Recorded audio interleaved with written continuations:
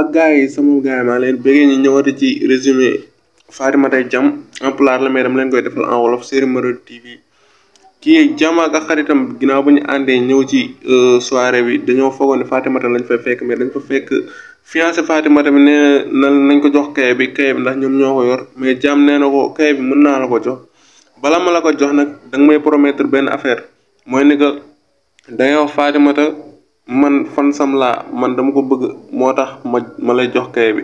léegi nag nee na boo demee nga waxal ma ko Fatima gaani ne ko waa amul benn problème man soo ma ko joxee su ma demee ci moom dinaa ko wax loolu duñu boole yaa am gën a xam mais tamit Jam jox na ko livre bi bu mu ko joxee livre bi ne ko bul fàttali ma la wax nag wax naa la ko bu ñuy ñibbi ci yoon bi nag xaritam bi dal na ci kawam nee na li nga def waroo ko woon def mais Jam tamit bu mu demee seen kër dafa fekk ñu tëj bunt bi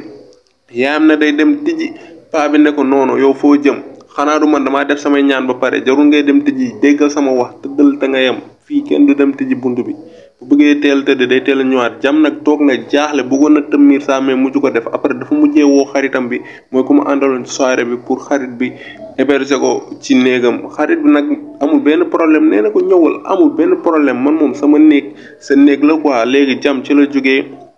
di dem foofu pour fanaani foofu quoi gaan mu nag mu ngi dem pour tijjil ko pour mu ñëw kii di Fatimata nag Jibi woo na ko fekk ñu ngi ndékki paa bi ne ko yow ki lay wooni kàlla mu ne ko Jibi mu ne ko lu ko teree dugg rek beneen maire bi jël wax ñun koy xam nañ tuxkat bi lu muy tux lu ñu xam ne day tux moo tax muy bañ a dugg mais paa bi waxu si dara yaayu Fatimata tamit waxu si dara mais affaire boobu doon na lu métti paa bi ndax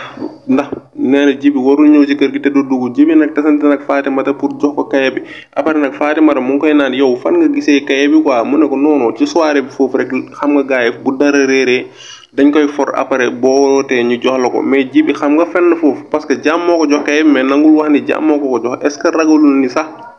Jam nangu kii ci loxom ginnaaw loolu nag paa bi fekk na ko ci biti ne ko Jibi temps yi ni nga mel ne xawma dara ndax temps yi yëpp yaa ngi ñëw fii te doon nangu dugg ci biir même fekkee keroog fekk naa la fi ngay tuux saa li nga defee nii waroo koo defee fii sa kër la saa yoo ñëwee da ngaa war a dugg Jibi ne ko waaw amul benn problème beneen yoon bu mu ñëwee naa dugg incha allah ba ci biir paa bi ne ko jarul ngay dem kaay toog nga añ mu ne ko noonu daa am fu may dem rek Jam nag génn na ginnaaw bu mu fanaanee ci mbedd bi ñëw ne day génnaat après yaay ji ne ko noonu foo jëm mu ne ko yaay non damaa war a dem naanal nag yi loolu la ko Jam wax mais nag paa bi dafa mujj àll ci kaw loolu nee na moom la ñuy jëw paa bi taxaw na foofu yàq na leen lu mel ni xeme naan yow mi Jam est-ce que man mii saa maa la jur affaire yooyu wax boo leen mu moytul kër gi laa leen di génne yéen ñëpp mais man li ma jaaxal paa bi lu tax mu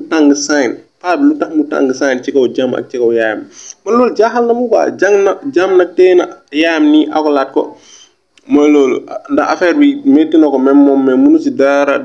kii di Fatimata nag ba mu toogee ci néegam frère am bi dafa ñëw pour baalu ko àgg bu mu ko baaloo àgg ba pare ñu nekk foofu di waxtaan di kaf di foo di ree ba ci kanam après Fatimata am benn idée ne ko kaa ñu dem dex ba ndax keroog Jibi yoo mën na foofu te dex ba dafa neex quoi mais loolu lañ ci xamul gars yi Jam ci boppam dafa dem dex ba Jam mu ngi dex ba léegi Jam ak Fatimata dañuy tase ci dex bi loolu foofu la série bi jeexee mais ma wax leen est-ce que xam ngeen lii nar naa ne rencontre bi te frère bi gisoon na ci kaye Fatimata ñu bind ci Jam loolu noonu nag dina doon lu doy waar ndax Jam dafa bëgg Fatimata te Fatimata xamul gul kan mooy Jam mais nag buñ demee ba ci biir incha allah lépp dina leer ba beneen yoon partie 2 bi dinaa ko dugal ci kanam incha allah.